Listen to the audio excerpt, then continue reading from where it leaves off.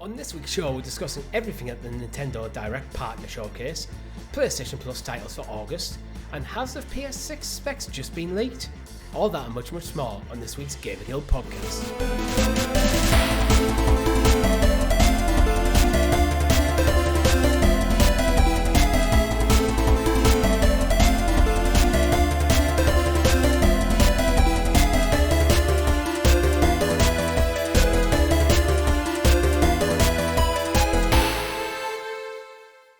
Good game, everyone, and welcome back to the GamerGuild Podcast, your weekly show where we round up all the week's video game stories and news for your listening or viewing pleasure right here on youtube.com/GamerGuildTV and up there in the digital clouds on your podcast preference of choice. Your podcast players for this week, and none other than myself, returning after a 1 week hiatus, and the Arcane Rogue at Mr. Chris. How are you doing? Very good. Not as looking as tanned as you are, I must say. You've got a very nice bronze look to yourself. I am a golden and you've returned to. I wouldn't go that far. You've returned to us. Where are the turkey teeth and the new hairline? We promised our audience that's what you'd gone for.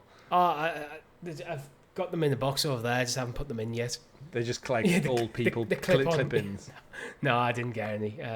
Although, walking down the strip in old Denise, a barber kept asking me if I wanted to get a haircut. And it's like, I had one before it came out. Like, I'm good. So they got to try the look. Yeah. They got to try the look. But yeah, I'm glad you're back. It's felt like longer, actually. Even though we did a show 2 weeks ago, it seems like a long time. It does feel like a long time. So basically, since we sat down to record the last show I was on, I haven't looked at any gaming news. So it's been a good 2 weeks. Like the last few hours is only when I've been trying to catch up on the gaming news. So apologies, I'm not up to speed with everything. Well, if there's ever a piece of gaming news you need to go look into, it's myself and Rob from the last 5 minutes of last week's episode, where this day in video game history was a bit of a banger. We did some in-depth research on a 1998 Dreamcast game called Seaman. Okay. And it was very interesting. Let's just. Is it innocent or not? No, I mean it is in the fact that it's not semen. Yeah. But go watch the last 5 minutes of it. There is a fish with a human face. That's all you need to know. I may have to do that. Yeah.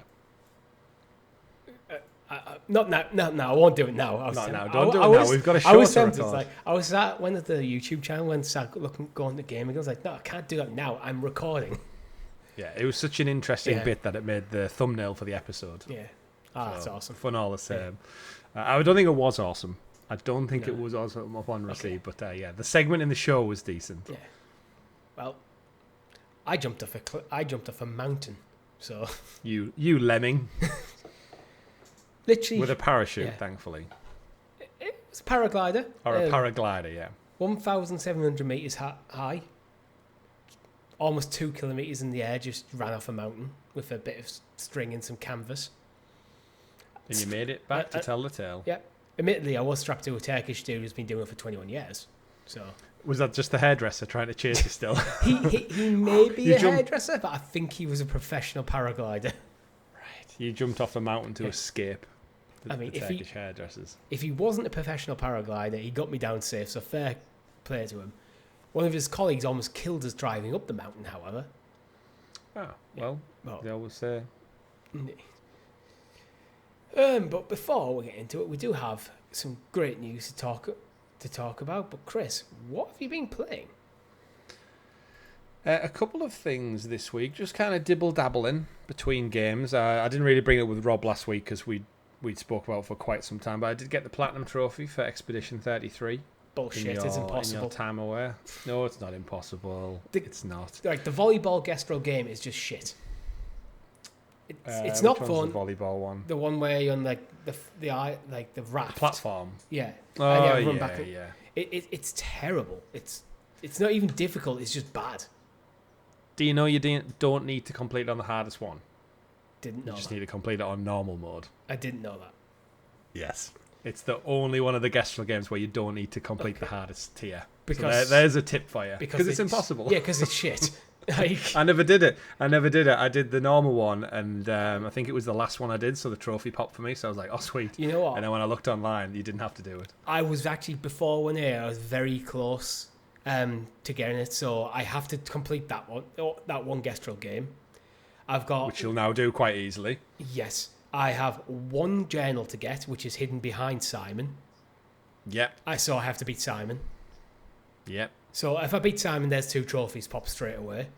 Add the Gestrel game, and I think then it's just the Mime and Lumiere. And then max level. Brilliant. So what level are you use your group at the moment? Your highest? I can't remember. I think they're in about the 70s.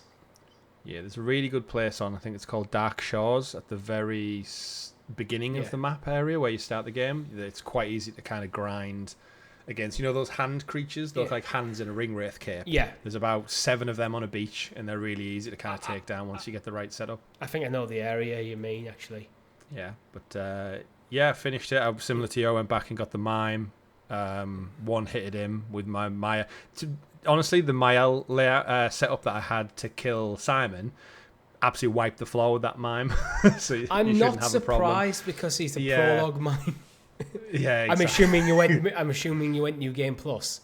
I did. Yeah, you probably would have one-shot him with just a normal attack. Just a normal, backhand slap. Yeah, that would have done it. But it took me a little bit of internet cyber sleuthing to get the right layout for Mael. It dawned on me that I didn't have quite as many pictos as some of the guides online suggest that you need setting up, so I had to go and do a bit of scavenging around the map to find certain stat boosts and certain turn-based pictos. But I got my layout. It took me probably about 10 attempts on Simon, I think, maybe, because he has a few phases. I got to phase 2 before, and it's I barely got to phase 2. One of the moments oh, great, I've done... Oh, no, there's phase 2. Yeah, the trick is to basically wipe him out before he gets to his later part of phase 2, because he'll just one-hit your whole team. So you need to take him out before he gets to that. So you need to set up your rig, so... I could barely land a hit on them and I could barely survive the opening blows of phase 2.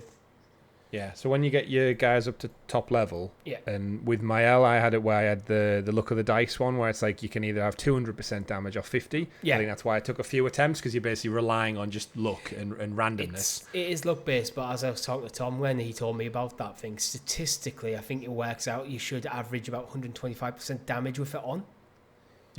Yeah, so I think the one that I got victory, I think it was a case of one hit phase 1, wiped him out.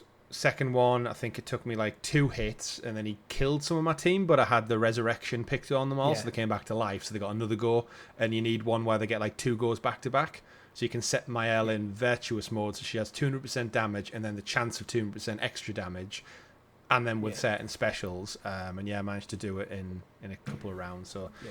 But I might have to go without that setup, there was no way I was doing it in just my general way I was playing at the time. It needs to be a very bespoke setup you've got going. But finished that. So now I've started dabbing. Been playing a little bit more Donkey Kong Bonanza, digging through the layers on that one, really enjoying that on the portable factor. And then the Switch had a sale on, so I've gone back and just picked up a couple of digital versions of Spyro, Crash Bandicoot, and FC25. Just kind of stuff that you just want to have on there. Yeah, evergreen stuff that I'll always go back to. My wife will play Spyro and stuff, and the little one will watch me play Crash or something. But disappointingly enough, I did start a career mode on FC25, and during the, when you do transfers and stuff, and it gives you those really poor animations of the coaches sat in an office or a tea room, the Switch has crashed on me. Nearly every single one of them times, where it just won't load, and to a point where it doesn't show the animation, it does it as a slideshow. So they're see, still in there, because that's something I would thought it would have got rid of now, because that had literally nothing, and they just make the game, it just runs slower because you're having to sit through all them animations. I'm just sat there on PlayStation holding circle, just get them through to get through it. Yeah. So it does it in a slideshow, so the coach and the manager just a still shot, and then when you press A, it'll go to the next still shot, where they're in a different angle, and then the next still shot. So it takes out the animation, but it still seems to be crashing the game.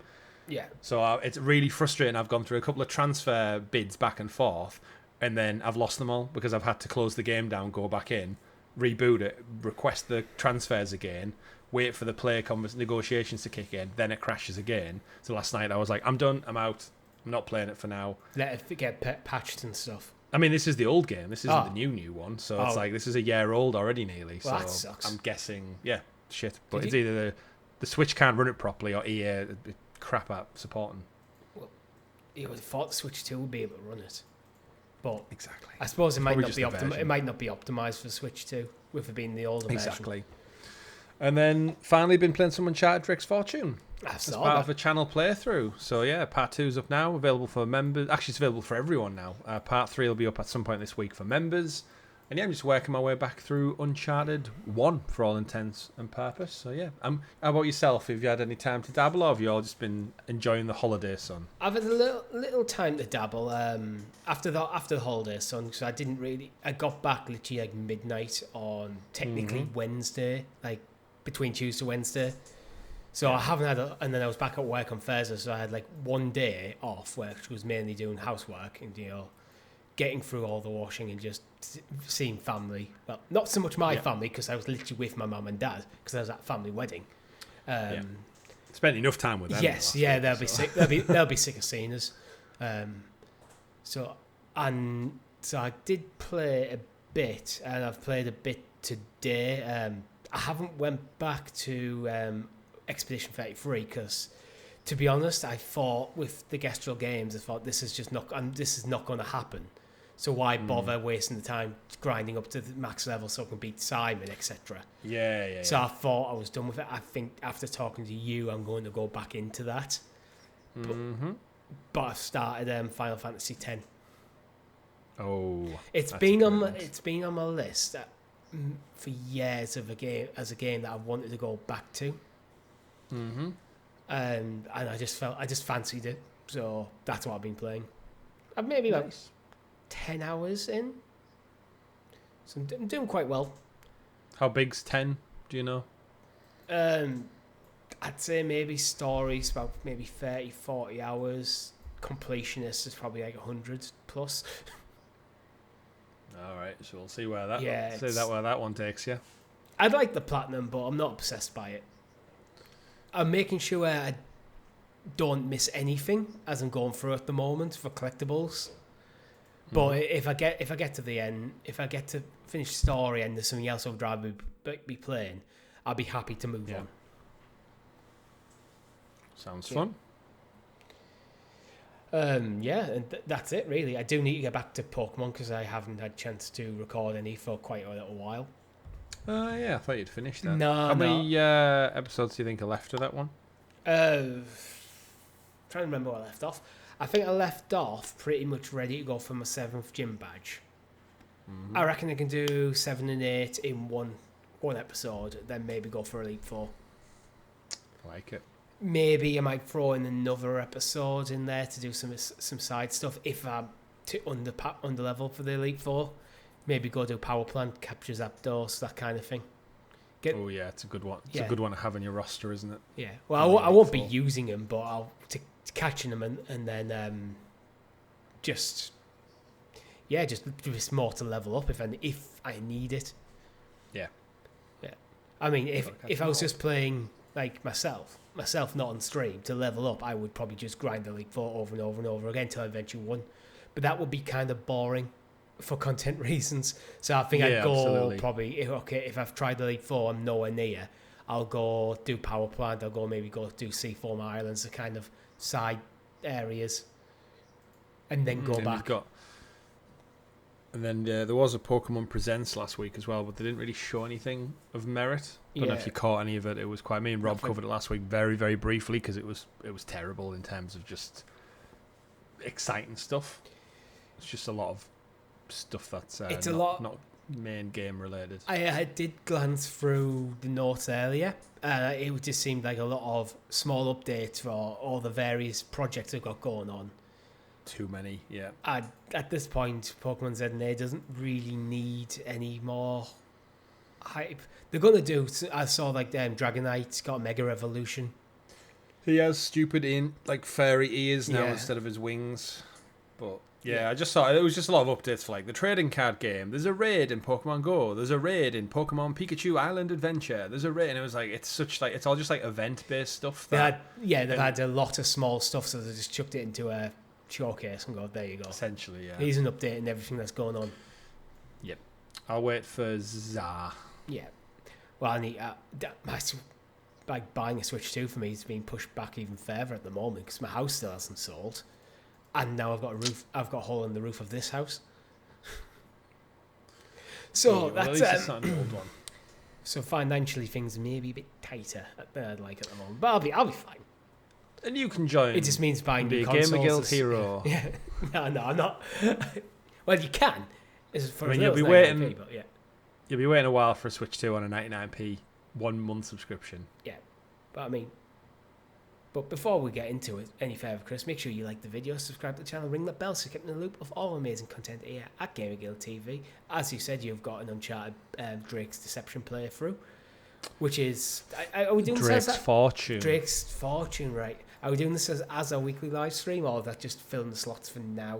Filling the slots, I think, for the most part. So it'll probably be like, as I've done Pokemon Blue, it'll fill the slots until we're ready to do a series, then we'll go live and that'll pick a different slot. Retro. I hear you're putting that up for members early as well. Yep. Awesome. Always. Got to give them something juicy. You got to throw them a bone every now and again, unlike those freeloaders. Them podcast freeloaders. Just get stuff for free. I know. We have a Discord if you want to go let us know that you're a freeloader. But, Chris, I'd like you to introduce us to I was going to say super sexy, graciously gathered GamerGuild Gazette, aka The News. The News, and as always, the news is brought to you by not the freeloaders, the Guild Heroes, which you can join for as little as 99p over on the YouTube channel. Thank you very much for your support. You get early access to things like Pokemon Blue when I finally get back to it, Uncharted Drake's Fortune, and early access to this very podcast. Nintendo have done a partner showcase, Chris.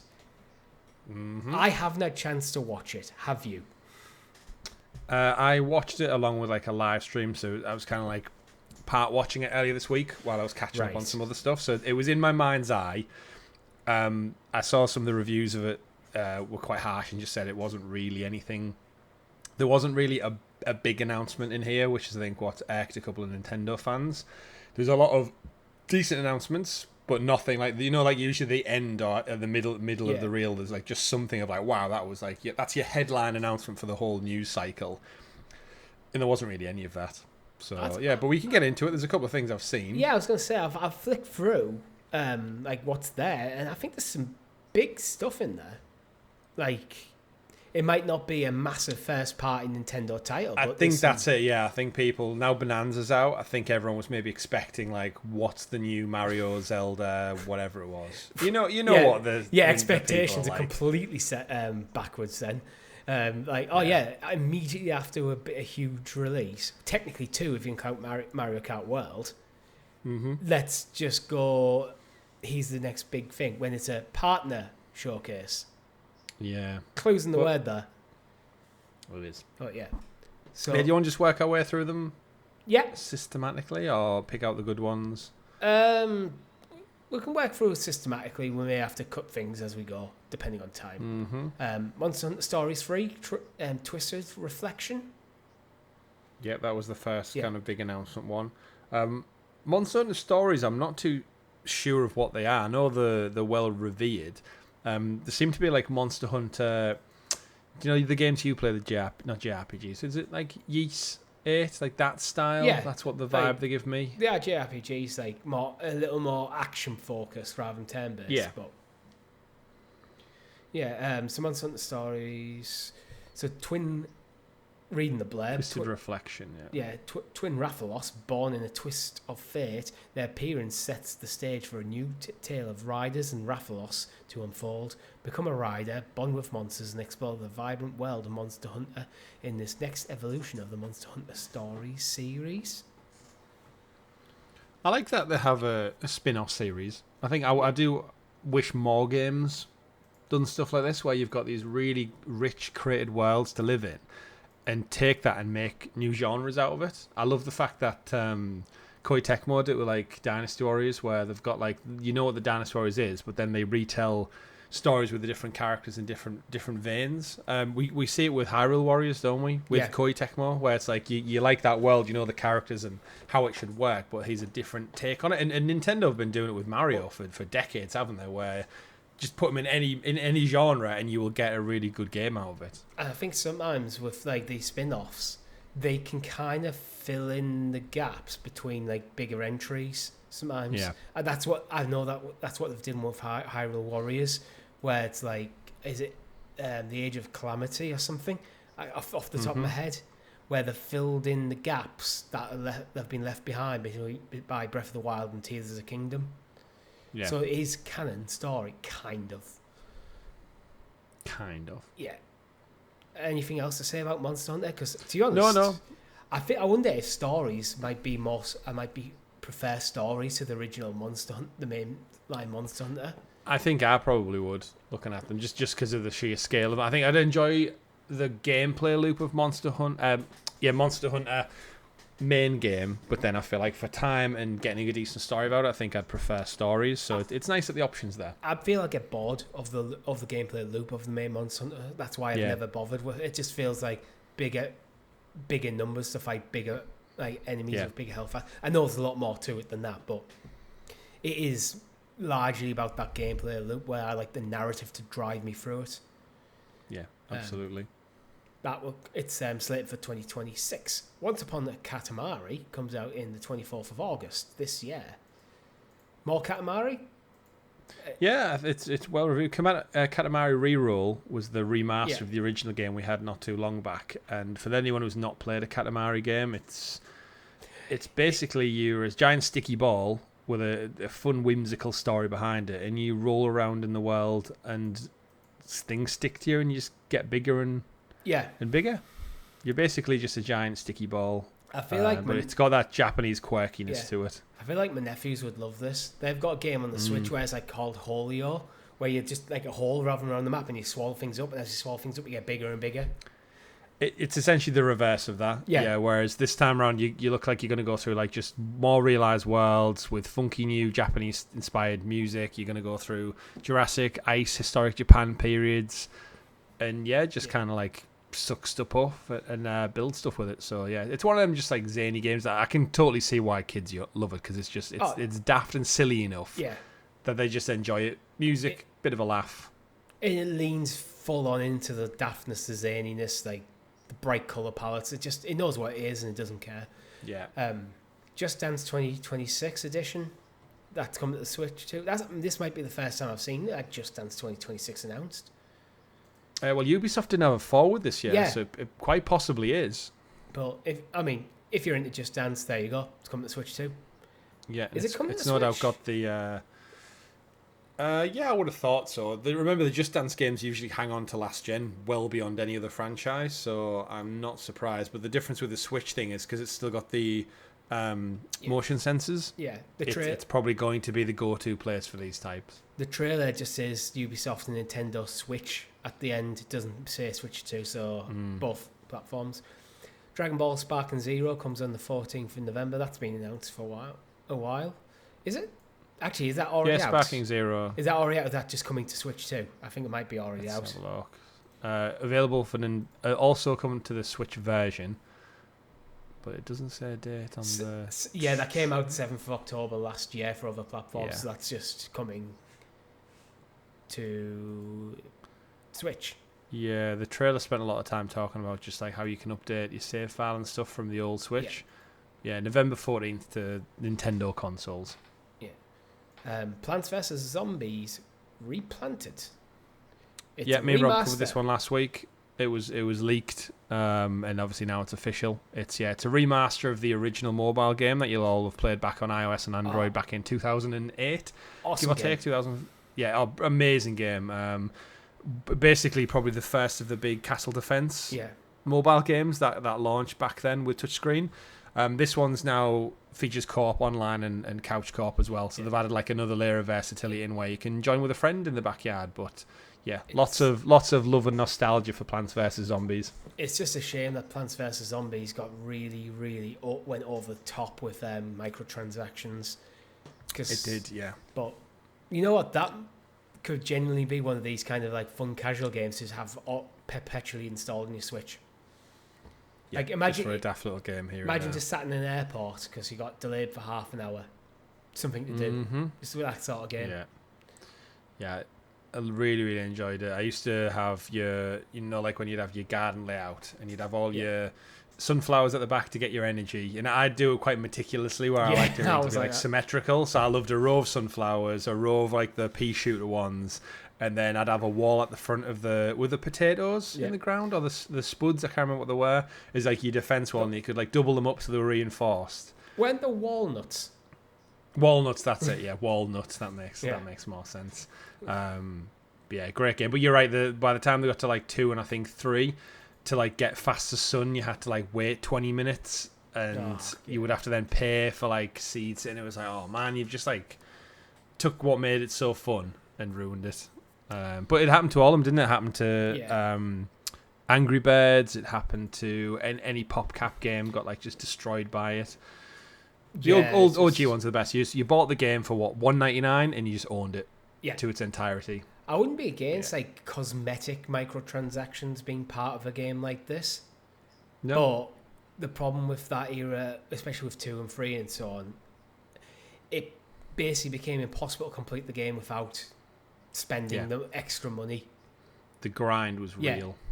But EA Sports FC. Not a good grind. EA Sports FC 26 comes out the 26th of September 2025. Yep, in date with everyone else. Hopefully it will run better than the shitty version that I've been playing this week. Hopefully. Are you optimistic that it will, though? I don't know, but remember I said a couple of weeks ago I was like probably in line to purchase this year's one, and I didn't know if I was going to get it on my Switch for the portability factor or just get it on the PlayStation. Now, seeing what I'm seeing with last year's iteration, I don't have that confidence. I feel like PlayStation and using the Portal to play instead is probably going to be my safer choice. So, or I might just get it at all. We'll see. EA might have burned that bridge this season. I feel like 2025 isn't optimized for Switch 2, so it's probably just the Switch version that you're playing on the Switch 2, where this will have a Switch 2 version, so you're probably going to have a bit better mileage on the Switch 2. At least you hope so. You would hope so, absolutely. Pac-Man World 2 Repack. I think we've already covered this previously. Was this in the Switch launch? No, we had the original one, so this is just the sequel to that game, where I'm guessing they sold enough of the remaster of Repack. The Pac-Man World Repack first time. This is just Pac-Man World Repack 2. So it must have already been stuff. It must have already been in the works to have it such a quick turnaround time, because it comes out this year. I don't know how much work would have went into it, but you'd imagine if they used like an engine port converter or something, like you've got to imagine a lot of the DNA, because these were original, I think it was Game Boy Advance titles, I want to say. If they've done the legwork for the first one, you'd imagine back in the Game Boy Advance days, they probably just used the same code and system to make a sequel. Yeah, they probably did them both simultaneously, because there'll be a lot of asset sharing on there. And, and as you mentioned, if it's a Game Boy Advance title, the file sizes have to be really quite small, so they're being probably quite smart with their assets. Yeah, it's weird how with 3D Pac-Man, I just kind of accept that he's got legs. Yeah. It's weird how he's running around, and I don't think it's weird that he's got these little red boots on, and I'm like, he doesn't have legs, but I just accept it. It's been a long time to get used to it, to be fair. Yeah, looking at the trailer, it doesn't look like a bad game, you know. Yeah, it just looks like a fun little 3D platformer in the vein of like Croc or Banjo-Kazooie or anything that's out now. Probably not to the level of Donkey Kong Bonanza, but probably a competent game. We're in such a renaissance for 3D platformers. If you think between like Astrobot and now Donkey Kong, and then you've got all these other ones that are getting repackaged, like Pac-Man. We had the Gex trilogy a couple of weeks back. Croc remastered came out as well. So it's we're in a good place with 3D platformers, I think, at the moment. Yeah, I know a lot of people don't like remasters and remakes, but I always look at them and go, this is bringing games back for people who haven't been able to play them again before. Absolutely. A lot of people might be looking at that game, go, that looks awesome. Like kids looking at it, go, I love 3D platforms. I want to play that game, and they weren't alive when it originally came out. Yeah, and they don't have the tech. Yeah. The hardware available to them to go and play it.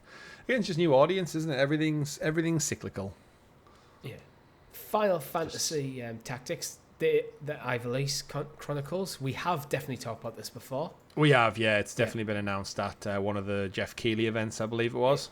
Well, yeah, it got a new story trailer. It comes out the 30th of September. I'm not going to dwell on this because we have talked about it before. And if you're interested in Final Fantasy Tactics, it's a remaster, I think, of the original. Yeah. And it's one I could be tempted by if I had the Switch too. Have you played this before, this one? No. I've not played any of the Tactics ones.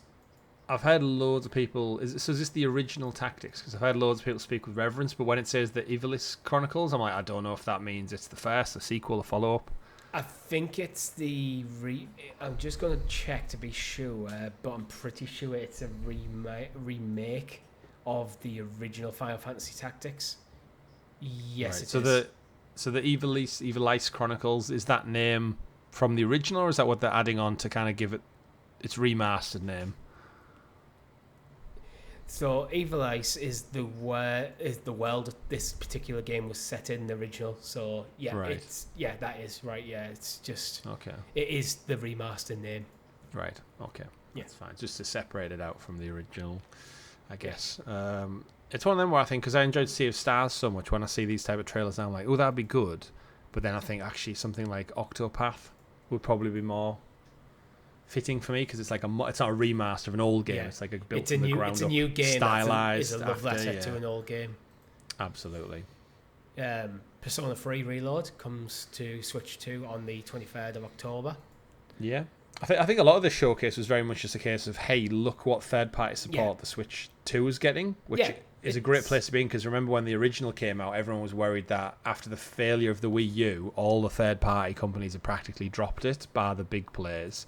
But then now Switch has got such a massive user base, Nintendo have that pulling power, don't they, where sheer weeks from launch, they're able to go, nearly everyone wants to be on our platform. I feel as well, the original Switch came out, it was using fairly dated hardware when it came out, mobile hardware as well, and then the whole remaster remake landscape took off after the Switch.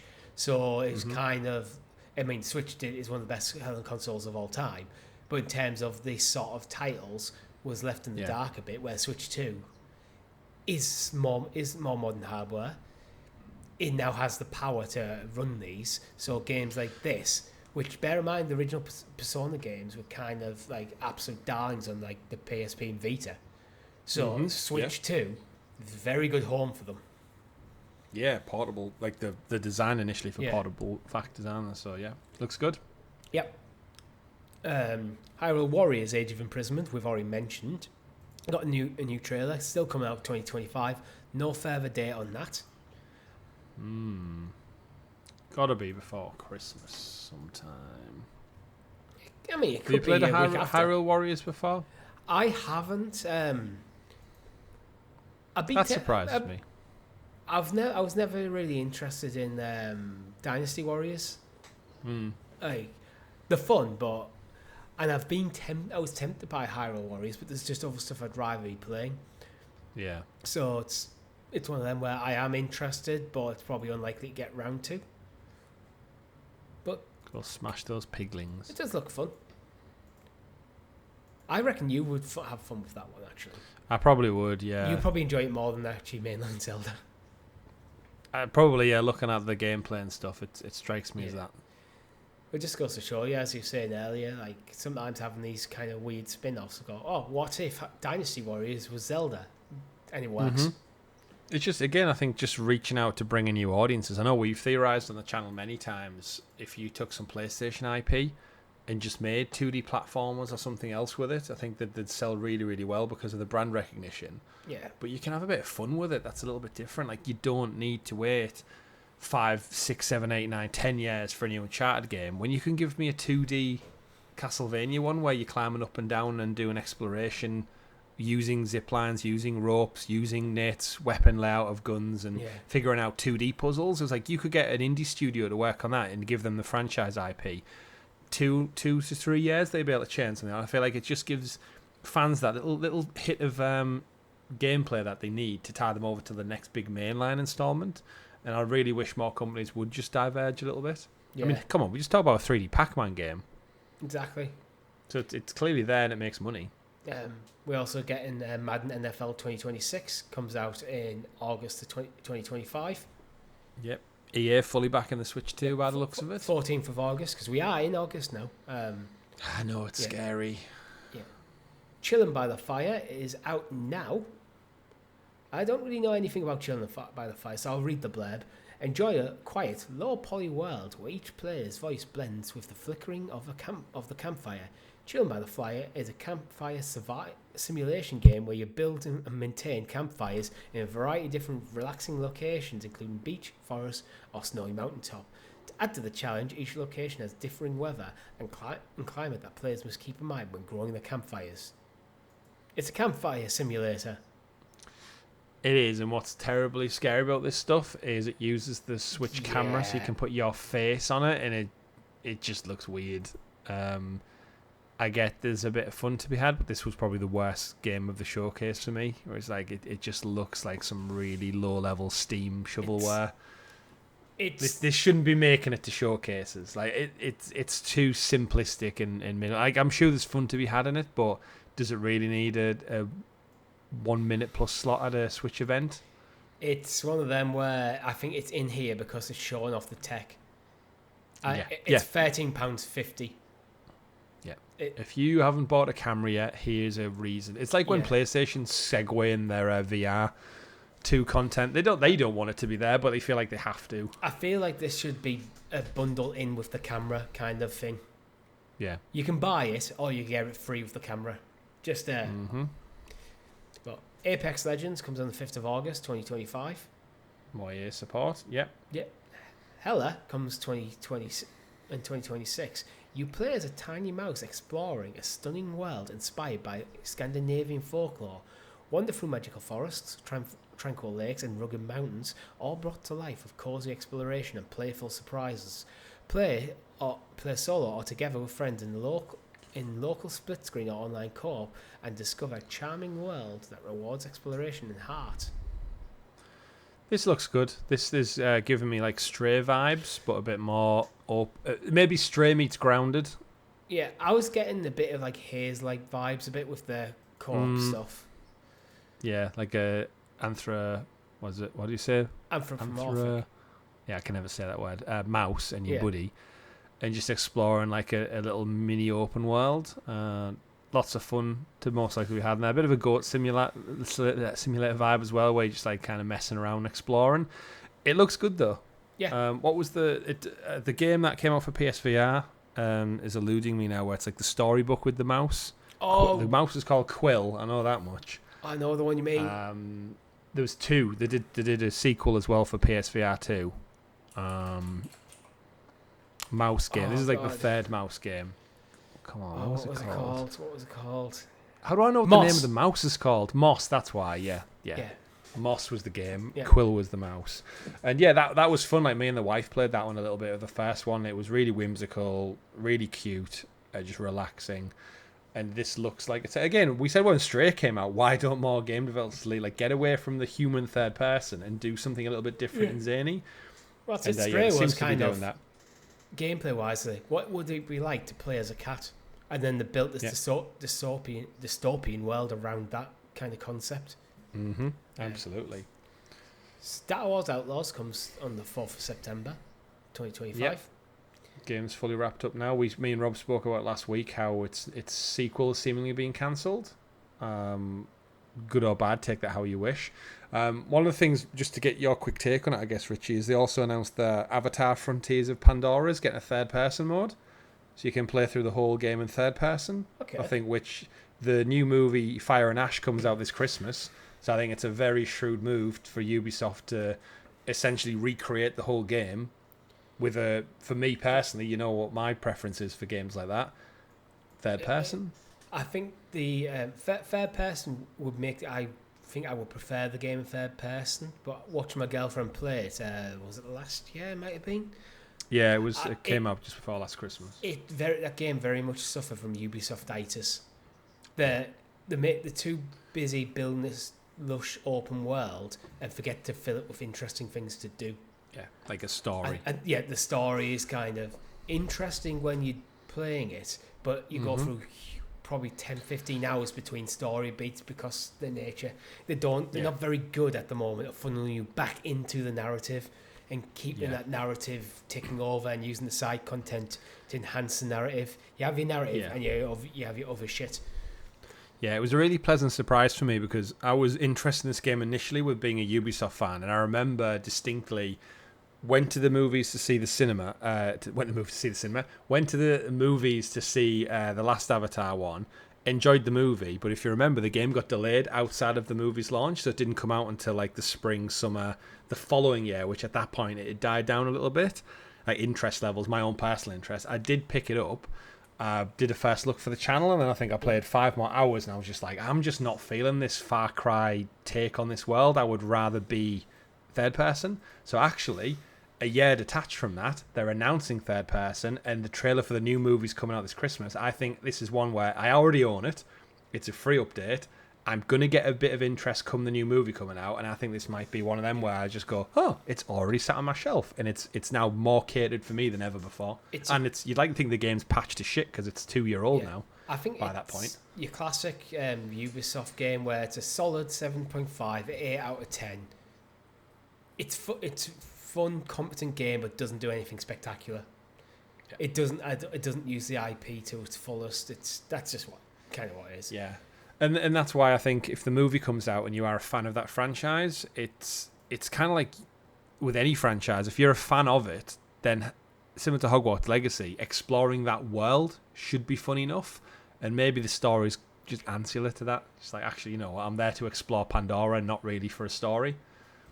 But we'll see. Chronos: The New Dawn is coming the 5th of September. Yeah. This looks really good. This could be the big breakout for Bloober Team.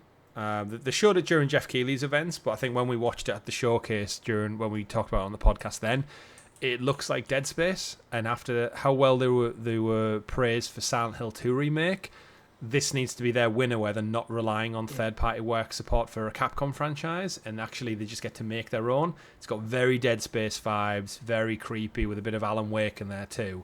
And the early previews that went out last week, following the back of this, look really, really good. Yeah.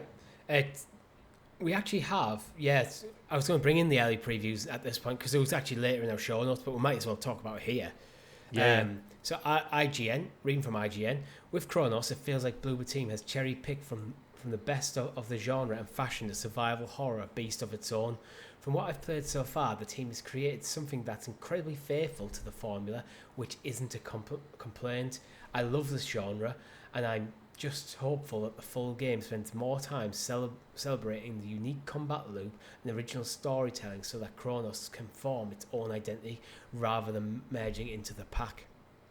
Yeah, the vibe I've got is that in the premise, for those who don't know, is just basically, the future's fucked and you have to go back in time through these tears to basically go sort it out, but back in basically what created the apocalypse is there, and this is where the monsters and stuff come into it. So you've got a bit of time travel stuff involved, a bit like basically Terminator stuff involved, and you're going back to try and kind of salvage parts of the past. So yeah, cool premise.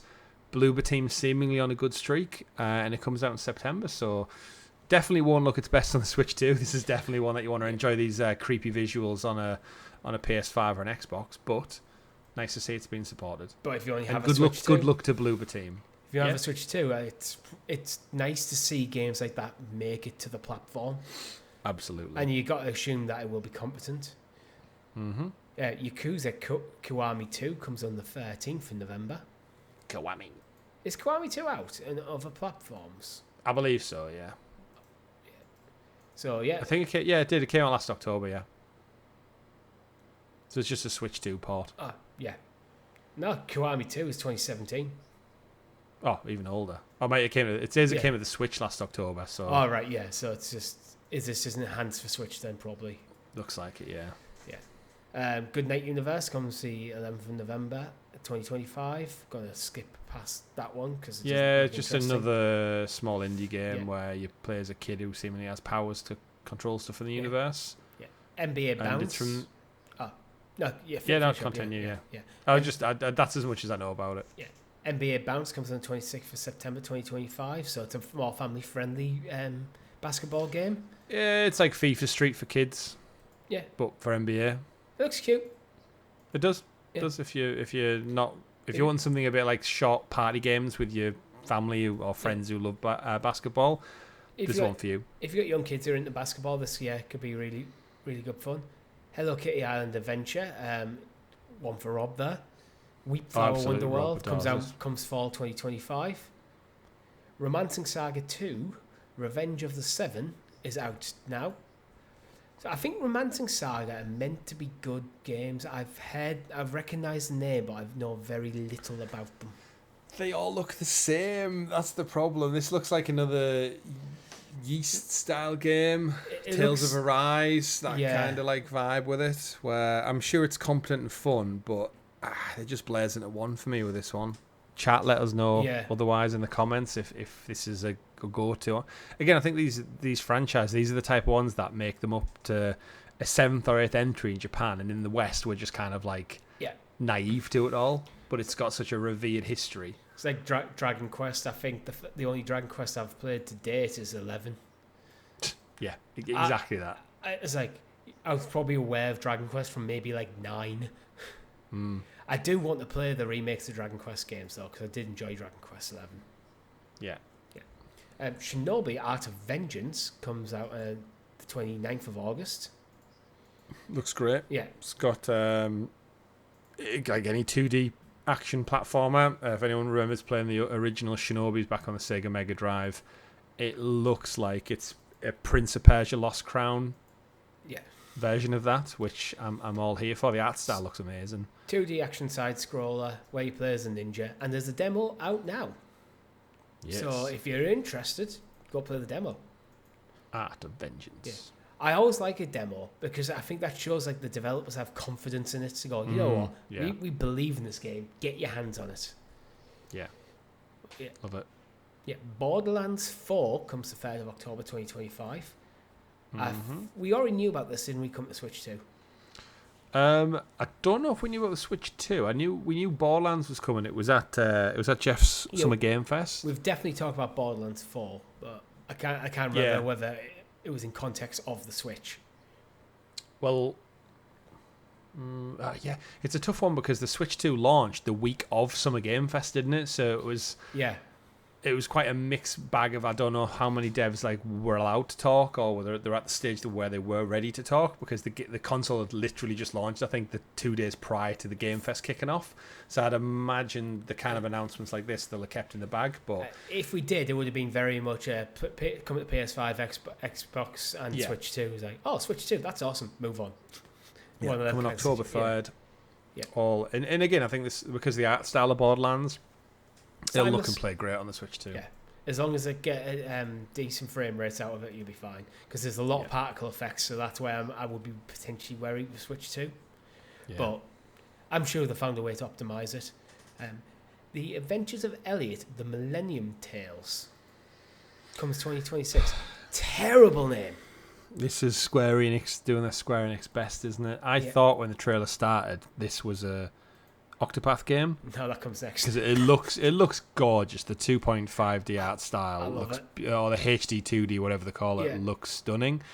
And then I was like, oh, this is going to be another Octopath. And then it was, no, it's the Adventures of Elliot. Well, I don't know, why not just call it the Millennium Tales? Yeah. It doesn't need the Adventures of Elliot. Like, I don't know if it gets lost in translation from Japan or not, but there's got to be some department that goes, do we need that? Really? Like, just call it the Millennium Tales and have the main character called Elliot. And if it does really well, call the sequel the Millennium Tales Elliot's Adventure. If you need to. Elliot's Revenge. But it just takes away from it. I know we give Claire Obscure Expedition 33 shit, and I still stand by that. It should have just been called Expedition 33. Yeah. This should just be called Millennium Tales. Yeah. Millennial.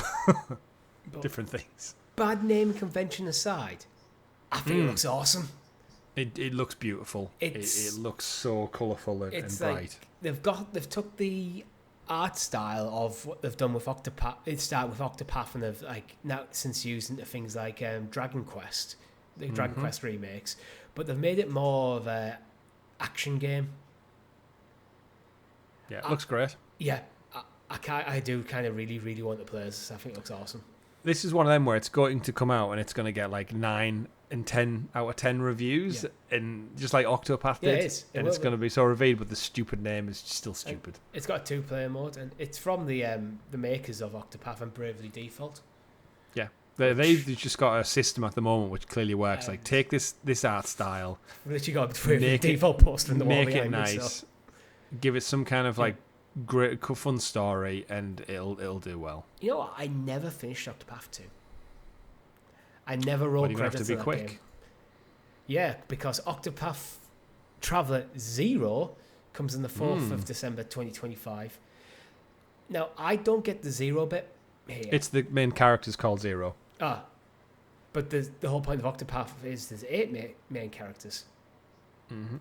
But that's his name. He's called Zero. Yeah. So it's not a prequel, I don't think, even though that's what I thought when I saw the name on the announcement sheet. This is where I was going to say I don't quite get the 0 bit, because sometimes, you use 0 as a prequel to go, it comes before 1. Yeah. But Octopath 1 and 2 are completely standalone titles.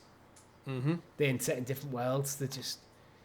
And so, yeah, I'll read the blurb anyway. Start from 0 and discover the newest entry in the Octopath Traveler series. Experience a story of restoration and retribution of the Divine Rings, an epic saga that unfolds across the realm of Ostera. I think the realm of Ostera might have been in 1, actually. So maybe it is a kind of pseudo-prequel. The exciting entry to the series brings all new features and returning core elements from the series, including the series' iconic HD 2D graphics, blending retro pick that style and 3D CG art, path actions to interact with other characters in various ways, and the break and boost battle system, which can turn the tide of battle and more. It's an Octopath game, basically. That's all that's saying. And for the first time, name's still stupid as well. Yes, it is.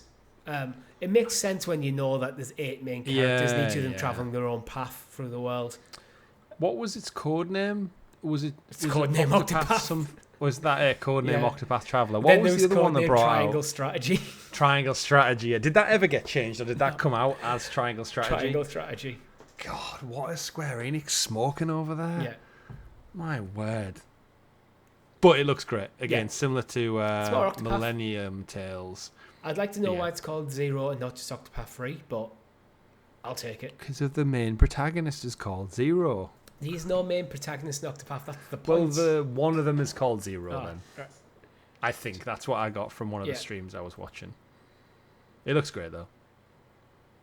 Do you think Octopath would be up my street? Oh, right, knowing that I love Sea of Stars? I reckon you could give it a go. Yeah, it's fun. I can probably lend you it. Actually, I think I've got the original one on Switch. Ooh. The name Octopath Traveler 0 conveys to you that you're undertaking a journey of your own making. So you are Zero. Yes. Perhaps. And that was it for the Switch Partner Direct Showcase. Lots of games. Some awesome stuff. See, I actually think sitting there and going through like that, I think that's a solid Direct. For a partner showcase as well, yeah. You got 2 biggies to end off on. Maybe not the Final Fantasy 17 kind of biggie from Square, but you got 2 decent titles coming from Square at the end there. But yeah, I would have been happy if I watched that. I would have been happy. Yeah. Let's move on, Chris, to PlayStation Plus for August. We have Lies of P, DAYZ, and My Hero 1's Justice 2. So Lies of P. There's a first look on the channel. If you like your Soulsborne games, you'll have a really good time with this. Steampunk Pinocchio, which I think me and you were both very much interested in the setting of the game, less so the mechanics. Yep, start a Soulsborne game, just not for us. But yeah, the story, the aesthetics, the steampunk, the visuals all look fantastic. Very well reviewed game. It's recently just had its DLC come out as well, so great time for it to be added to the platform. Yeah. And yeah, good get for PlayStation Plus this month. Yeah, good solid title. DAYZ, obviously, we both really enjoy World War Z. Yeah.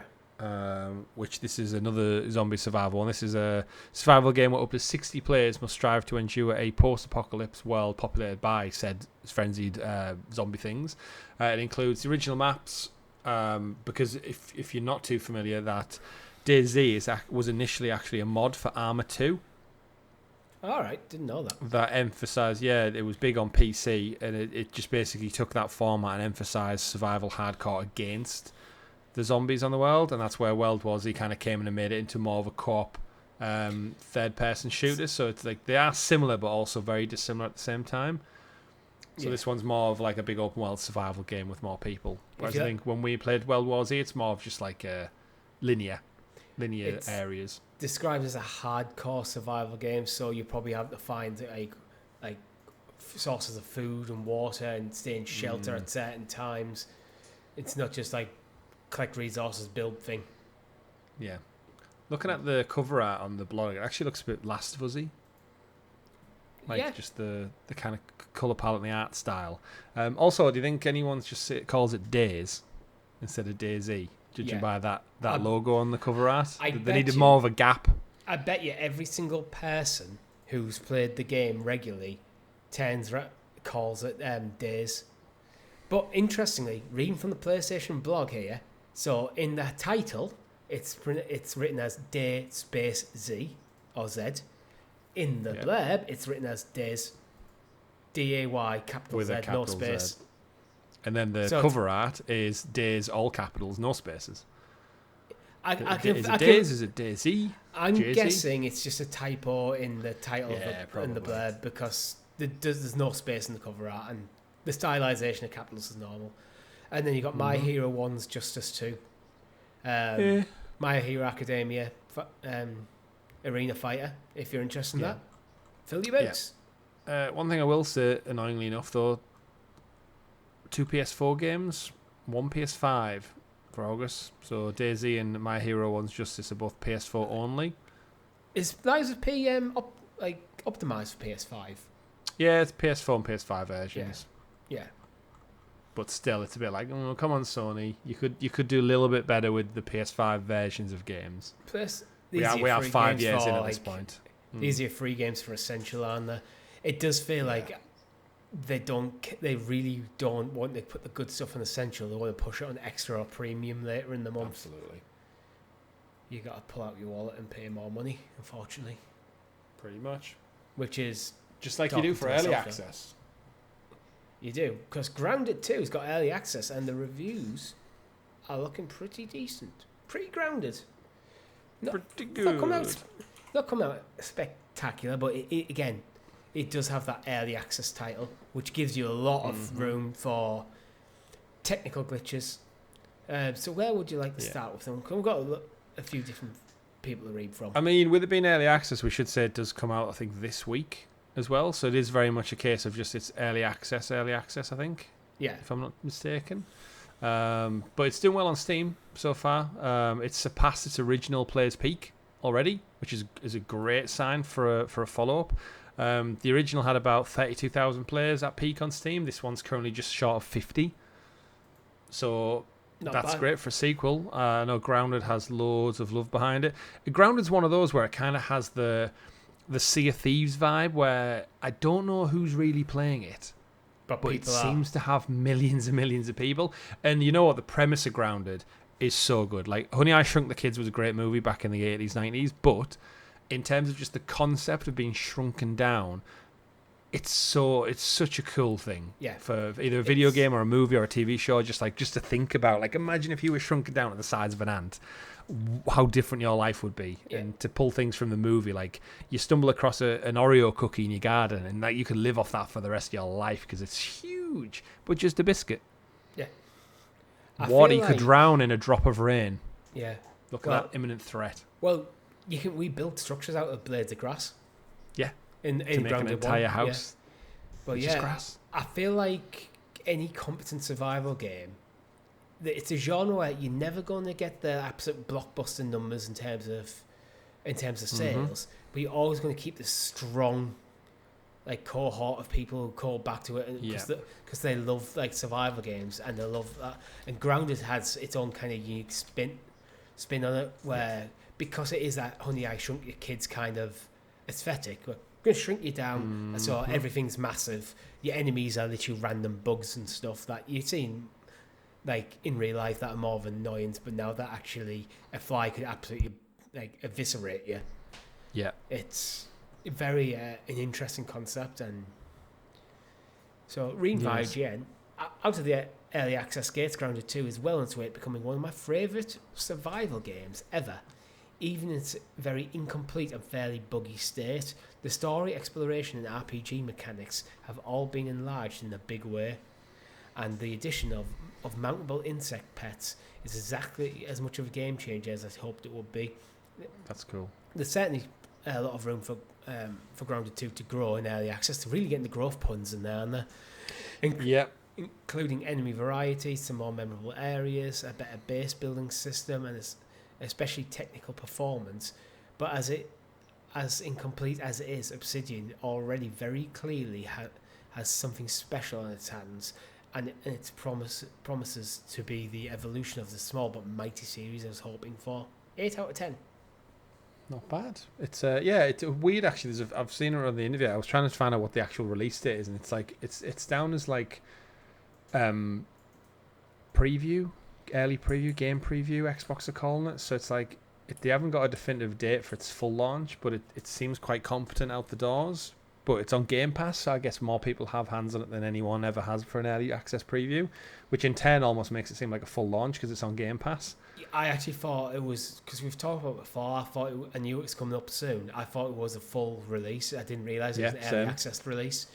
But I suppose game preview, that gives them a lot of scope to go get people hands on, get some money in the doors, and then just keep improving it. So a lot of stuff the IGN articles asking for, like more enemy varieties, more areas, better base building, this is stuff that they can add in over time. And if they're smart, when they go full release, go in tandem with PlayStation 5 and Switch. Oh yeah, I could see them doing that, especially Switch. So you get all your bugs sorted out early doors and your early access to the Game Pass gamers. They get pretty much a couple of weeks, months early access, and then when you announce it for PS5 and Switch, that's full release launch. Yeah. Win-win. Yeah, excited for it. Look forward to playing it. But yeah, I mean, they do have a release access roadmap, which you can go check out for yourself. Because we're going to talk about Battlefield 6. So the multiplayer is ticking all the right boxes. It is. Me and Rob talked about it a little bit last week because they announced they showed a trailer, but they didn't have the multiplayer reveal until the Friday afterwards. So we knew there was more info coming on this one. It's ticking all the right boxes, Richie, because the internet is seemingly behind this one. Me and Rob said last week we spoke quite extensively about why and what Battlefield needs to do to return to its roots. And a couple of the devs came up this past week and said what we'd hoped they'd say, which is Battlefield 6 is going to ultimately stay grounded. So no fluorescent skins, no Nicki Minaj cameos, no stupid gestures and stuff like that. Absolutely grounded warfare. Yeah. Which is what Call of Duty is not doing right now. And I think you've got a lot of gamers out there who are quite passionate about getting a realistic grounded one. And in a lot of the previews, because there's a lot of similar to the grounded stuff, there's a lot of influencers and stuff got hands-on with it, and journalists this past week saying that it feels like a really good harkening back to Battlefield 4, which was one of the last well-revered ones, with a couple of fan favourite things from the game returning from Battlefield 3, in terms of it feeling very grounded, very boots on the ground, and destruction, large-scale warfare, up to 100-plus players. Everything like you and me love about the Battlefront 2 gameplay, where it goes in phases, like all that type, which with Battlefield 2042, everyone said it kind of felt a bit floaty, and the futuristic nature of it made it feel a bit disconnected from what warfare actually was.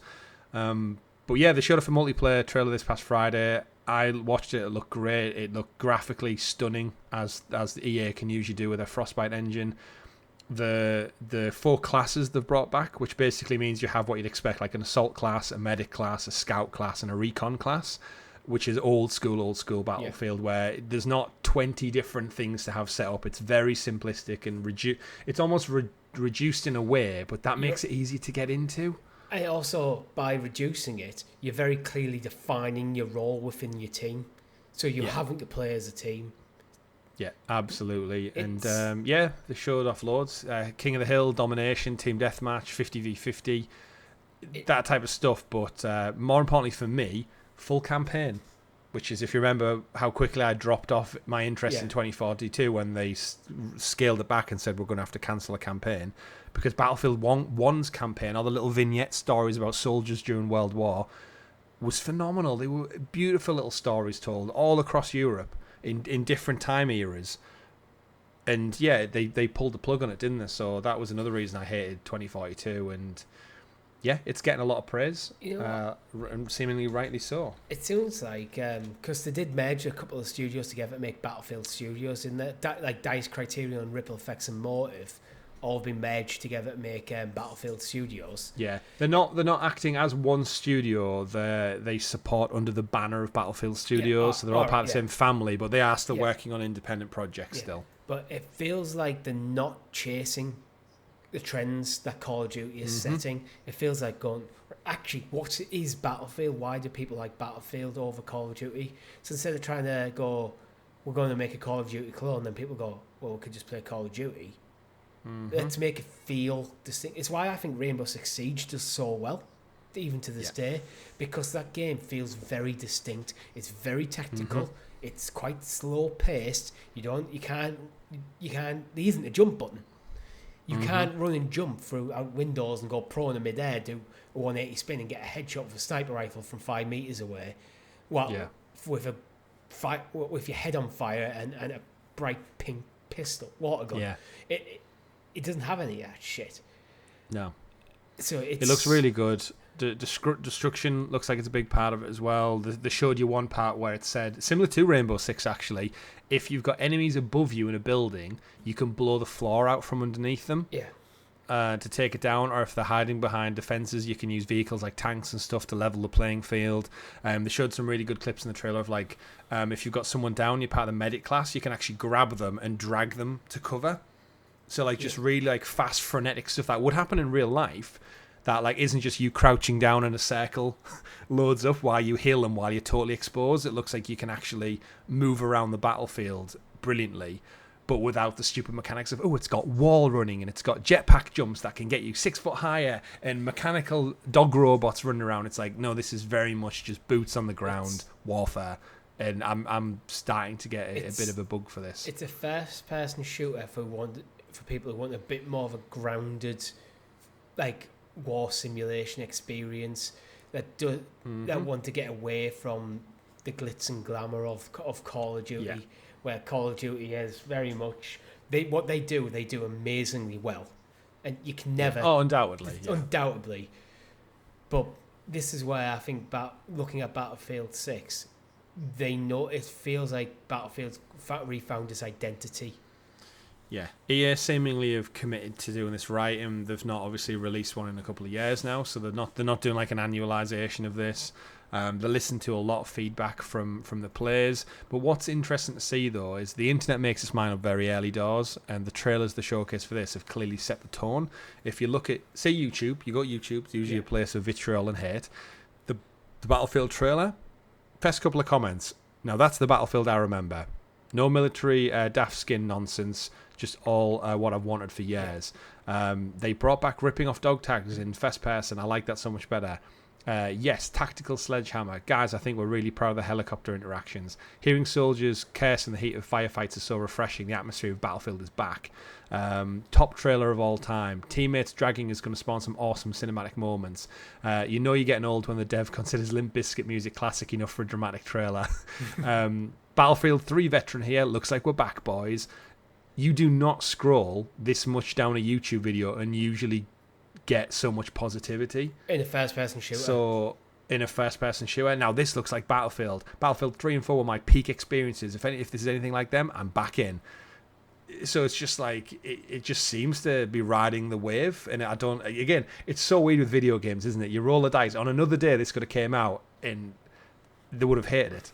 But for some reason, it's got its bit between its teeth and it needs to do well. It's probably a lot of people like us who are probably lapsed first-person shooter fans who not overly fond of what Call of Duty's become, and so people probably want that more of a grounded experience where actually when you're playing a battle, it is tactical. You have to move as a team. You have to try and communicate with your teammates. It's not just run and gun. And people who've been playing for 1 million hours are just better than you and actually kind of ruin the game because you're not good enough to keep up with them. Yeah. So you just die. Oh my God, I managed to get a kill. Die. Like, it feels like it could be a bit easier to get into because... Yeah. I don't know. Die. I'm getting interested in it. Definitely getting interested. It's definitely one I'm going to keep an eye out on. What else we need to keep an eye out on, Chris, is there's rumours that the PlayStation 6 has had its specs and the handheld leaked. Yeah, it comes as no surprise. This actually comes from quite a reputable YouTuber, Moors Lawstead, and he correctly outed the specs of the PS5 Pro. So he said he's sat on this for quite some time because he wanted to corroborate his sources. And yeah, he's got some content from an AMD presentation, so the chip manufacturers from 2023. And he does say, like, don't get me wrong, a lot of this could have changed between 2023 and now. It's 2 years on. But traditionally, you can imagine these chip makers have to get these deals in place with the manufacturers, the hardware. Scale up manufacturing. And of lock course. in So the specs. And, yeah. So it seems a while ago, but yeah, looking at the specifications, it looks like you're looking for a mid-2027 launch point at its earliest to maybe an early 2028 release date for both the PlayStation 6 and the handheld. And he goes into the reasoning behind, because the chipsets line up with things like the Steam Deck specifications, the Switch 2 specifications, and the PS6, which is apparently codenamed Orion. Following the presentation, it lines up, and it's interesting if you know about technology. And I think Digital Foundry go in quite in depth on their podcast about this kind of stuff. Is that you can see just the kind of the progress of chipsets manufacturers and just the general tech in the industry, and you can almost forecast where the next gen consoles are going to be based on PCs. Like, if whatever's current in the PC market, that needs to be scaled up for mass production. The cost needs to fit in and around the cost of a console. So you're talking about $500 to $700, whatever. And you can kind of crunch those numbers and figure out quite easily where it's going to sit in terms of performance and power and scalability. But then at the same time, if you get an AMD presentation that pretty much lays all the specs out, put 2 and 2 together, you're pretty much nail on the head. This presentation may have been this is completely making shit up. It might have been a presentation to Sony going, this is what we kind of propose the next generation of specs could be that would fit. Because I imagine the way this works, Sony would go to a partner like AMD and go, this is kind of the performance figures we want. Then AMD go, okay, this is the specs of the chips that you probably need to do to make that happen. These are the technologies that you need in there. There's some interesting stuff in there. Backwards compatibility with 5 and 4. It has to be now, right? I don't think these companies would dare ditch the back catalogs, because their customers are with that. And I think, I'm in a great place for us as gamers. You'd like to think we're in a world now where PS4 onwards, all our games are just forwards compatible, backwards compatible, each way, which is great. Yeah, I feel like I'm even thinking 2028 might feel a bit too early.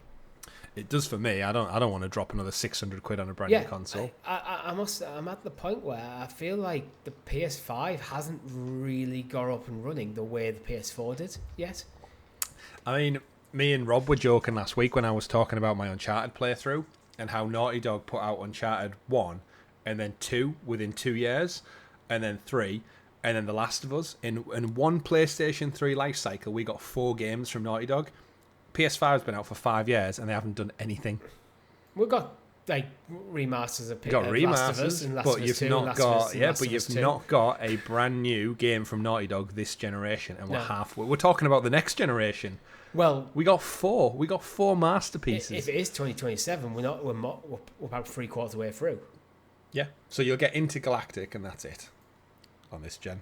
That might be Such a cross-gen. shame. If this It is might have to be. Yeah, it might have to be. Generally, it might actually be cross-gen if it's a 2027 launch. I'm happy for like a 10-year life cycle. I feel like. I at this feel moment in like time. must be one of them difficult things for Sony where, because the power of the consoles is getting so good and games are so good nowadays, you're not getting these monumental shifts between generation that you used to get, which means people are less inclined to go out and buy the next hardware, especially as with inflation, how much everything costs. So I feel like no one's really sat there wanting a PS6 anytime soon because they're perfectly content with the PS5. I mean, if you're looking at the scalability of like what we've never seen before, is something like the PlayStation 5 Pro compared to the original PlayStation 1, you're talking like 4,000 times the processing power. Yeah. just in generation, but yeah, you're right. It's diminishing returns, and it has been for some years now. So, and the same goes for PC, but it's we'll obviously know more about this in the years to come. But with Sony, I'm happy. Sony, it's weird because they say they are committed to the discrete generations, yet it feels like they're not as committed to that as they publicly admit by making this backwards compatibility. I bet you the PS5, PS6 transition phase is the longest to date. Yeah, because the PS4, PS5 one took years. I mean, it's still kind of happening, isn't it? Yeah. There is stuff in this article which goes on to say that the Sony is working hard to ensure that the system is affordable, and it'll aim to a price lower than the PS5 Pro. And I think that's going to be the trickiest thing for them to navigate in the world we live in now, with like tariffs and inflation and everything. There will be a cut-off point where if you price your PS6 at too high of a thing, you risk alienating a lot of people who are ready. We saw it with PS3. Yeah, happened with PS3, and that's why Xbox 360 done so well. I think over the course of the generation, PlayStation managed to claw it back, but they were fighting from a losing position. Yeah, and ultimately, the PlayStation, the future Xbox, the Switch, it needs to be a mass market product, not a £1,000 plus supercomputer. Well, it needs to be. That's literally the point of a games console, because PC is always going to be the best place to play as long as you got the budget for the right hardware. Mm-hmm. So the advantages of console has always been, because it's mass market, you can get the equivalent performance for cheaper and better optimization in software. Yeah, they're your kind of two big selling points, outside of things like controllers and peripherals and stuff like that. But they are your two main points. If you start pushing up against PC prices too much, you're going to get a lot of hardcore gamers go, I might as well buy a gaming PC. Yeah. And then instead of buying the next generation of console, they upgrade the graphics card. Mm-hmm. They upgrade the RAM, they upgrade the CPU. That starts to happen. So it's interesting. It's going to be very much one to watch, but I'm definitely not in the market anytime soon for a PS6. Same. I'm getting the feeling that I might not be in the market for it at launch at all. This might be where I've kind of moved away from getting the next PlayStation console at launch and stick with the PS5 for longer. I'd have to see a significant jump up. But I'm still playing on a 1080p monitor. I'm playing most of my time on a Portal. So where is that significant jump up going for me? Yeah. That'll get one. Interesting. That'll get one.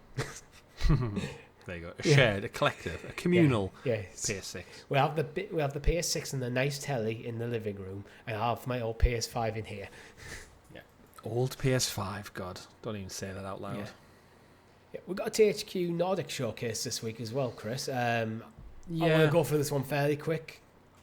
Where do you want to start? Just go through it quickly. It's one of them where this should have been at a summer showcase. I don't know why THQ Nordic think they're going to get the groundswell they hope for with their own little event sandwiched in the middle of Gamescom and Summer Game Fest. Just like, commit to one of them and you'll get more eyes on it. Yeah. Well, they open with a new SpongeBob SquarePants game, Titans of the Tide, comes out the 18th of November.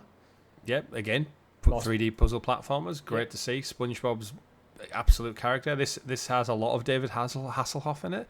Don't know why, but it does. Yeah. We got a new trailer for Recreation, which is...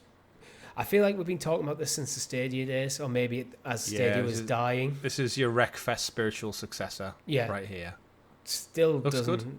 Looks good. Still doesn't have a date, so they probably need. I feel like that's due for a date. Yeah, definitely. But there again, I feel maybe this is one where, because it is a smaller title, smaller publisher, they might just want to wait till it's pretty much imminent and then go, it's out in a few months. Tides of Tomorrow. Right. I was trying to remember. I thought I recognised this game. This is, I think me and Tom talked about this one, where it's kind of a weird kind of social game where you play through a narrative, and then say if I've been playing, you could just pick up, like you could start the game and kind of retrace my steps through the game. Yeah, with like a ghost mode almost. Yeah. Interesting premise, but we'll see how it does. And he is confirmed to be complete solo play as well, thanks to offline journeys, which could be interesting. Sacred 2 Remaster.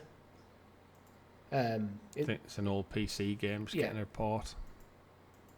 Yeah, moving on. The Eternal Life of Goldman. Can fairy tales hurt? Yes. In this breathtaking adventure, explore a vast hand-drawn archipelago inspired by ancient fables and depicting classic frame-by-frame animation, and defeat the mysterious deity. This one looks very Tintin / Cuphead inspired. This is probably the best one out of them all, where it's got Wavetail vibes, but it's the art style is very much Tintin Cuphead. But I think this is the most unique of the whole showcase for me. I think this will be up for a lot of indie game if it comes out this year, because again, didn't have a date. But this is the most quirky, interesting story one. I like the look of this one. This is where I feel like these smaller games, they probably really just need to be announced with the date straight away. Yeah, I think because the folks on the wish list, I think they're just trying to get some extra wish list money on it, or pre-order money. They do say wish lists actually do well for like kind of things like indie. Steam. The more wish lists you have on Steam, the more likely it is Steam's going to push it. So when it does come to launch, so maybe they're holding off the date for a couple of months to get them wish lists. Then they'll go off the date, and then it'll be like out next week. I like that our protagonist though is an old man with a pet dog. You don't usually get that out of a protagonist in a game. Yeah, can't go wrong with a pet dog. Gothic 1 Remake launches in early 2026, and PC, PS5, and Xbox Series X and S. Yeah, this is back to the Sacred 2 Remaster. This is THQ Nordic / Embracer Group. Remember, when they acquired all these thousands and thousands of IP, it is just cheaper to rebundle them. And if you think about that one getting a remaster, they've also just announced that the Gothic Classics 1, 2, and 3 are also available on consoles now. So this has been a few PC ports in recent year, and now they're all available on consoles. So never even heard of them before, but apparently they're up to 3 entries now. And a remake is on its way in early next year. Reanimal, What Happens After the Flood, is a new game by Tarsier Studios, the original creators of Little Nightmares 1 and Little Nightmares 2. Yeah, this just looks like Little Nightmares. If you enjoy Little Nightmares, it's slightly different protagonist, but is fundamentally the same game. Monsters in dark areas. You play a little tiny character like Inside or Limbo. A little bit more 3D exploration. It looks creepy, very Tim Burton inspired, not expired, and it looks good. Yep. Just like Little Nightmares 3 looks good. Q1 next year. Yeah. Darksiders 4 is coming at some point, because it's yet to be announced. Have you played any of the Darksiders games, Chris? We played them on Stadia. We played Darksiders 3. Oh yeah, we did. We did. Not for me. It was okay for what we played, but I think this is one of them franchise, a bit like Saints Row, where it's lost its way a little bit, and I think THQ is just kind of hanging on to it because it is one of their bigger IPs that they own. I feel like Darksiders was never a big IP. I think it had its moment where it got a little bit of popularity, but it was never a massive thing. Yeah. Agreed. Well, that was basically it from the THQ Nordic, and even with Darksiders, they didn't show much. Nah. It was more just announcement that there is a game coming. WB Montreal have also announced that there's another game coming, and it's going to be a live service game, Chris. Will they ever learn? No, seemingly not. I mean, they did Gotham Knights, and then we know Rocksteady messed up with Suicide Squad, and Rocksteady are now back to a single-player Batman game, and WB Montreal, I think, have been drawn the short straw since they did Arkham Origins. Let them do their own thing, but seemingly, behind the scenes, Warner Brothers have listed job listings for developing games that are from concept to post-launch live operations, and they need deep understanding of full game development life cycles, including live service. It did specify high-quality AAA game based on an iconic IP from the vast Warner Brothers and DC comic library. So what that means, whether it's Gotham Knights, Batman, whatever, but Suicide Squad and Gotham Knights will both fit that kind of description, and they both flopped. I mean, my problem was Montreal took 8 years to get Gotham Knights out. Rocksteady took 10 years nearly. Because I feel like WB were moving the goalpost a lot, probably. This is one where realistically, I don't think we see this game. And unfortunately, I can see WB Montreal, this gets cancelled and they get closed down before this game even sees the light of day. Well, Monolith was closed down, Playfirst Games, and Warner Bros. San Diego all closed down.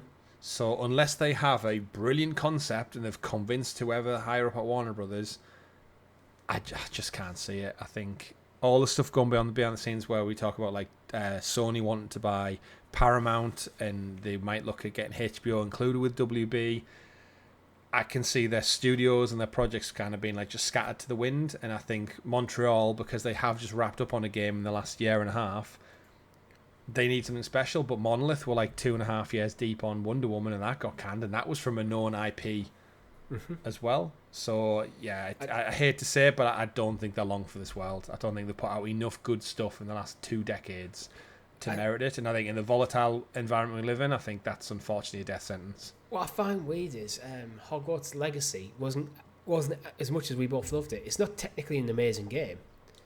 It's a very good game, but that used its IP very well. Yep. And it sold billions of copies.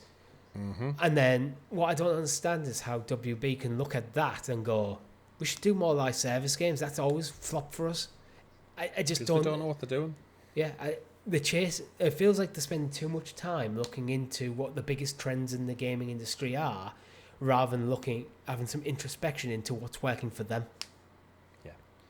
Like, what is the best way to use what's the strength of WB? It is an IP. What's the best way to use this IP? Like, Marvel flopped by slapping on a half-baked live service game with Marvel's Avengers. Yeah. But then you look at something like Insomniac Spider-Man, does amazing. Like, because Insomniac Spider-Man's used the IP very well. Yeah. It's you really don't know. You really don't know. Yeah. I tell you who does leverage IP very, very well. Tencent. It's just not theirs. Yeah. Maybe they leverage it a bit too well, but yeah. So the story is Sony is suing Tencent over Light of Moriam, I think. Because the character looks very, very reminiscent of Aloy. Oh, it's not just the character; it's everything from promotional art to gameplay trailer. Like, we covered this about probably 2+ months ago when the trailer came out, and we had a very deep discussion around Palworld and how that kind of got away with it to a degree. But Palworld was very, very different to Pokemon in a lot of ways, whereas this is straight up like, I'm not surprised Sony PlayStation are defending one of their biggest IPs. And ironically, it comes at a time as Guerrilla and the franchise of Horizon is announced that they surpassed 38 million copies sold across Horizon 1 and 2. So that's a fantastic return. We know it's had a PC release recently. But yeah, if Sony are going to defend one of their biggest sellers of all time, you can't come anywhere with this. If you look at the article, it shows you like the Aloy character is practically 1-for-1, albeit it looks more Fortnite-y to me. the promotional material, the creatures, like the robot dinosaurs. Distinguishing, I saw loads of people on social media going like, if at a glance you wouldn't even tell which one was which if you took away the name convention. You could be forgiven to think it's just a kind of like Fortnite art style version of Horizon. Yeah, someone's took Horizon and went to DeviantArt and just said, make me a cat. They've put an AI bot to work and just said, that's probably what make this cartoony. That is probably what they've done. They've probably fed an AI with images of Aloy in Horizon and then tweet it to design the main character and the promo art. That's probably what they've done. Yeah, I'd be very surprised if this game makes it to market. Like, I know Nintendo usually quite litigious when it comes to this kind of stuff. However, Palworld, I think there was enough distinct differences, but yeah, we saw the trailer for this 8 months ago and we were like, nah. Palworld was very Pokemon inspired, but gameplay wise was completely different. Yeah. And I think that's where it managed, because Palworld was more of a survival game. You could use, I know it looked like Pokemon with guns, but your character was involved in the action, not just like using your pals. So it was similar, but yeah, just watching this trailer back, it's mad how it goes. It's like it goes. I don't know if I want to put the trailer in the edit, because I don't want to risk get the video getting Sony pulled coming down. fire as well. Yeah, that if you go watch can it yourself, happen. though. So I'll probably put some of the screenshots up that I'm going to steal from the Eurogame article. Thank you, Eurogamer. But I'm not going to put the trailer in just in case the video gets pulled. Yeah, it just shows you like the creatures, the characters, like the way that even just the way like their clothing of the humans looks like it's a mixture of like electric and metal and wood with the bow. And yeah, you can tell it doesn't have it has nowhere near the ability that Guerrilla have to put their engine to work, the Decima engine, which of course is used in Death Stranding 2 and everything as well. But they're so close. It just looks like Monster Hunter meets Horizon, which I guess is such an easy premise to put together. But yeah, I think Sony are trying to nip this in the bud before it goes to market, because we know Palworld made millions off the back of its Pokemon-esque style. Yeah. So I think Sony are like, yeah, Tencent. And if I remember, Sony and Tencent get along for the most part as well. Like, they have shares in multiple companies like Epic and stuff. So it's interesting that they would step on each other's toes in this way, whether it's intentional or not. I think that's massive corporations, though. They're always suing each other left, right, and centre. Yeah, they're like, as much as they hate each other, they also need each other. So yeah. They'll go through this lawsuit. One side will win, and then there probably won't be any grudges. It's only really when things are very, very toxic throughout the like litigious process that like grudges get held. Absolutely. Indeed, but that is all we have time for this week. We'd like to end the episode every single week with this video game week in history section of the show. This week in video game history. This game day video history. You know when you've tripped over your tongue and you just lean into it. Yeah. So starting on August the 2nd, what's jumping out to you, Chris? Oh, right at the top of the list. 1991 in Japan, we got the amazing Streets of Rage on the Sega Genesis. I can hear it right now. I can hear the soundtrack right now. And when you're calling your police car with the rockets on the beach. So good, Streets of Rage. So good. That right there is an awesome game. This is actually a good day for games, actually, because we got 9 years ago, we got the Batman Telltale game. Great game as well. Very underappreciated, I think. It was when Telltale started to kind of pivot off, and I think they maybe were putting out too much. But the Batman games, it's a slow detective adventure with Batman. It's not action. It's very much more, if you prefer Batman for like his detective work and his sleuthing, the Telltale series is a good one. Works. And it's a fairly easy platinum trophy as well. One we both love, Richie. 9 years ago in 2016, the original Overcooked. Oh. Did you ever get the platinum in that one? Or did we still need to get together? I know we did it at my house. I can't remember. I think I might still need the platinum. Isn't it something that the first one doesn't have a platinum and the second one does, or something weird like that?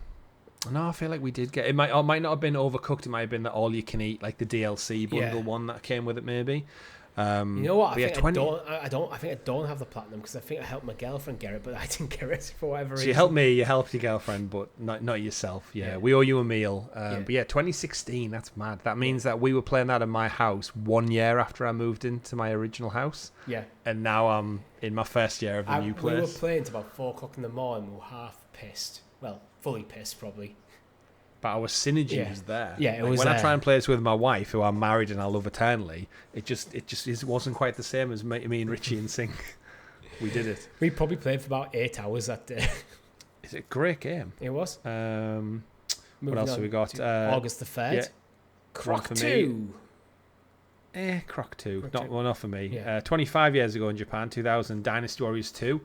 That's a banger. That was the one that me and Rob played for hours at each other's house. Then me and my brother played it for hours, and then that's what spawned mine and my brother's love for Dynasty Warriors. And we're up to 9 now. Well, it was just Dynasty Warriors Origins was one that this came out this year, which is technically the 10th. So yeah, 25 years on, still going strong. Yeah. Banging soundtrack as well in Dynasty Warriors. And I just want electric guitar. Just to round things out, I want to pick out one from August the 4th because it's been 5 years since Fall Guys came out. Great game. Great game. Oh, actually, also Rampage on arcades. Oh, I missed that. Yeah, that's an awesome game. You know what? I saw arcade and didn't even think. I forgot it came out in the arcades first because for me, I think I played that on the Mega Drive. I played that on my uncle's on his... Was it the Sega Saturn? No, I can't. It might have had a version of it on the Sega Saturn, but it was one of those that I didn't have at home. I had to play around my uncle's house, and he always had the opposite console to what we had. But yeah, also shout out to August 4th, my wife and mine's 6th anniversary already. So August 4th, good day all round. Bubble. I was trying to see if Fall Guys still had content coming out, but the last piece of content was Tropical Tides on the 29th of July. So yeah, still going. Well, it's owned by Epic now, isn't it? So I imagine it's going to be just one of them evergreen titles that we just get constant content for forever. But that is all we have time for you. That is all we have time for you this week. If you've liked the video, make sure you hit that like button, subscribe to the channel, and ring the bell so you keep the loop of all amazing content here at GamerGuildTV. My name's been Richie. TV. My name's been Richie. My name's been Chris. GG everyone. Goodbye. Bye.